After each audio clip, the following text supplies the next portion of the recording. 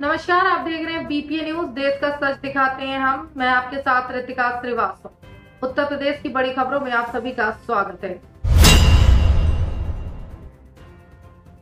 प्रधानमंत्री नरेंद्र मोदी कल 10 फरवरी को परीक्षा पे चर्चा में विद्यार्थियों के साथ बातचीत करेंगे। मेरठ में 12वीं के छात्र परवीन पराशर ने बताया, छात्र छात्राएं परीक्षा पे चर्चा कार्यक्रम में प्रधानमंत्री को सुनने के लिए काफी उत्साहित है।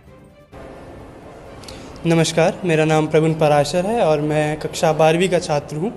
और हर साल की तरह इस साल भी हमारे माननीय प्रधानमंत्री श्री नरेंद्र मोदी जी परीक्षा पे चर्चा जैसा एक इतना प्रोडक्टिव कार्यक्रम हम बच्चों के लिए लेकर आ रहे हैं।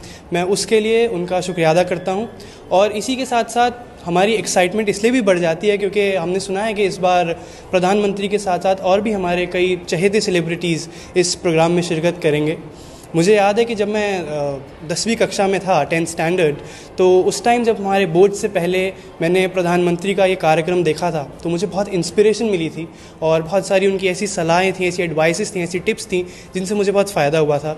तो मैं इस साल भी अपने बोर्ड एग्ज़ाम से पहले उनके इस कार्यक्रम का बेसब्री से इंतज़ार कर रहा हूँ और मैं उनका धन्यवाद करता हूँ कि वो हर साल हम बच्चों के लिए एक इतना अच्छा और इतना प्रोडक्टिव एक प्रोग्राम लेके आते हैं। स्कूल में भी आयोजन होने जा रहा है। हाँ, इसके साथ साथ हमारे स्कूल में भी इसका आयोजन होने जा रहा है और मैं इसमें भी बढ़ चढ़ के पार्ट लेने के लिए बहुत ज़्यादा उत्साहित हूँ।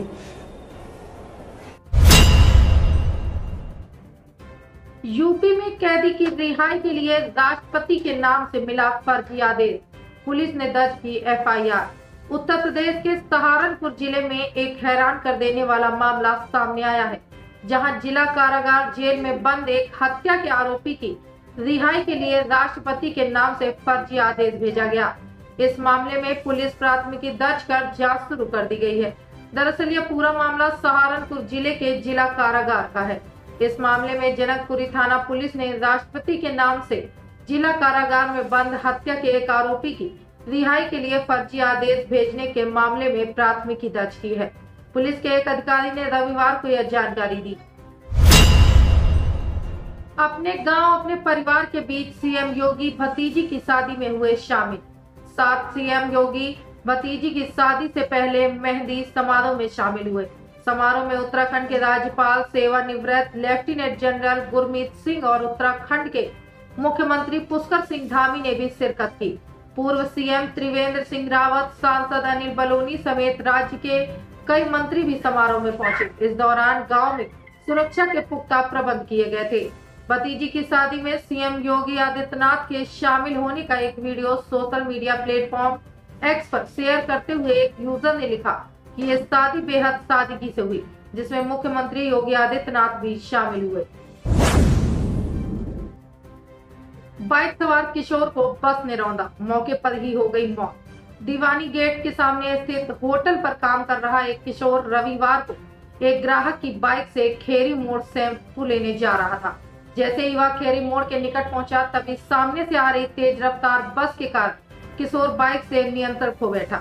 इस दौरान बगल में लगे गिट्टी के ढेर के कारण वह अनियंत्रित होकर पलट गया, जिससे बस ने रौंद दिया। घटना में बाइक सवार किशोर की मौके पर ही मौत हो गई। मौके पर पहुंची पुलिस ने शव को पोस्टमार्टम के लिए भेजकर बस को कब्जे में ले लिया है। सोनवा थाना क्षेत्र के ग्राम हिताई नगर निवासी मौजीराम 16 वर्ष पुत्र चेतराम दीवानी न्यायालय गेट नंबर 2 के सामने स्थित यदुवंशी होटल में काम करता था। रविवार दोपहर करीब 2 बजे वह शैम्पू लेने के लिए दुकान आए एक ठेकेदार की बाइक लेकर खेरी मोड़ जा रहा था। इस दौरान बाइक की रफ्तार काफी तेज थी। जैसे ही मौजीराम खेरी मोड़ स्थित उपवन ढाबा के सामने पहुंचा, तभी भिनगा के सवारी लेकर बहराइच प्राइवेट बस को देखकर मौजीराम बाइक से नियंत्रण खो बैठा। कुशीनगर में बुलडोजर एक्शन, मदनी मस्जिद के नाम पर कब्जाई सरकारी जमीन। उत्तर प्रदेश के कुशीनगर में बुलडोजर एक्शन हुआ। लंबे विवाद और कानूनी प्रक्रियाओं के बाद प्रशासन ने मदनी मस्जिद के नाम पर कब्जाई जमीन खाली करानी शुरू कर दी है। मौके पर 6 बुलडोजर पहुंचे। भारी सुरक्षा व्यवस्था और पुलिस की तैनाती के बीच अवैध निर्माण को जमींदोज किया जा रहा है। इस मामले में पिछले साल 18 दिसंबर को जांच चल रही थी। प्रशासन का कहना है कि इस मामले में पक्षकारों को 3 बार नोटिस जारी किया गया, लेकिन कोई संतोषजनक जवाब नहीं मिला। इसके बाद अवैध निर्माण के ध्वस्तीकरण का एक्शन लिया जा रहा है।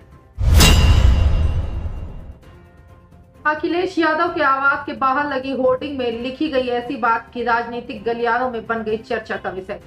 उत्तर प्रदेश के अयोध्या में मिल्कीपुर सीट पर हुए उपचुनाव में सपा को हार का सामना करना पड़ा। इसके बाद से सपा मुखिया अखिलेश यादव सहित नेता और कार्यकर्ता भाजपा और चुनाव आयोग पर जुबानी हमला बोल रहे हैं। इसी कड़ी में रविवार को राजधानी लखनऊ में विक्रमादित्य मार्ग स्थित सपा अध्यक्ष के आवास के पास होर्डिंग लगाई गई।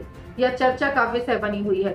सपा अध्यक्ष अखिलेश यादव के आवास के सामने लगी इस होर्डिंग में लिखा गया है कि चिट्ठी न कोई संदेश, जाने वो कौन सा देश जहां तुम चले गए, विनम्र श्रद्धांजलि चुनाव आयोग। इस होर्डिंग में एक तस्वीर भी लगाई गई है जिसमें अखिलेश यादव समेत कई नेता खड़े हुए हैं। उनके हाथों में एक सफेद कपड़ा है, इसमें लिखा है चुनाव आयोग। मेजर बताकर युवक ने युवती का किया यौन शोषण, आरोपी उसकी बहनों और जीजा समेत परिजनों पर केस दर्ज। यूपी की राजधानी लखनऊ में गुंडवा इलाके में रहने वाली युवती से खुद को सेना में मेजर बताकर हरियाणा के कुरुक्षेत्र निवासी अमन शर्मा ने यौन शोषण किया। सगाई के बाद आरोपी शादी से मुकर गया। युवती ने शुक्रवार को गुंडवा थाने में आरोपी, उसकी बहनों, जीजा व अन्य परिजनों पर केस दर्ज कराया। युवती के अनुसार मई 2024 में उसकी मुलाकात अमन से हुई थी। तब उसने बताया था कि वह सेना में मेजर है और लखनऊ कैंट में तैनात है। दोनों ने बातचीत बढ़ी और प्यार में बदल गई। अमन ने शादी की बात कही और वह यह परिजन मान गए। सगाई के बाद आरोपी ने यौन शोषण किया। सोनभद्र में बड़ा हादसा, महाकुंभ से लौट रहे श्रद्धालुओं की बोलेरो और ट्रेलर में टक्कर, 4 लोगों की मौत। उत्तर प्रदेश के सोनभद्र में रविवार को बड़ा हादसा हुआ।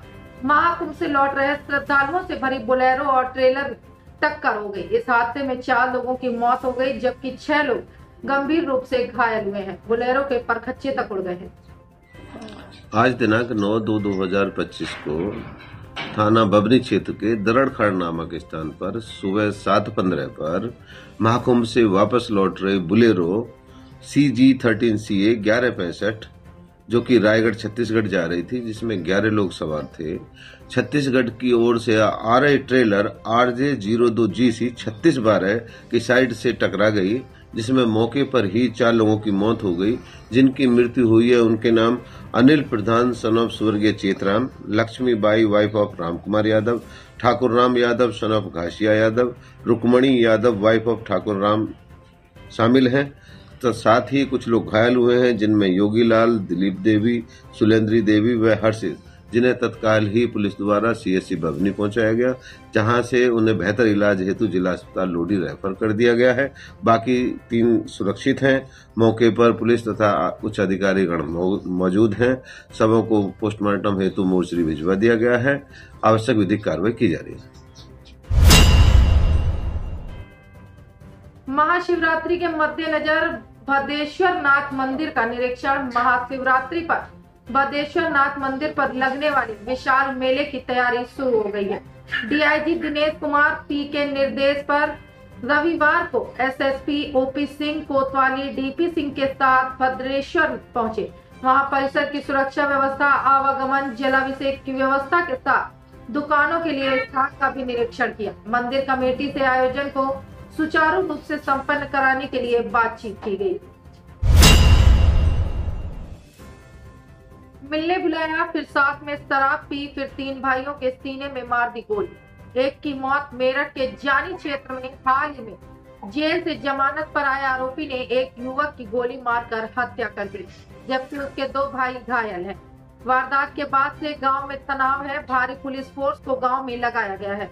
पुलिस के अनुसार पांचली खुर्द निवासी रिंकू पुत्र रामे का गांव के दूसरे पक्ष के युवकों से विवाद चला आ रहा था।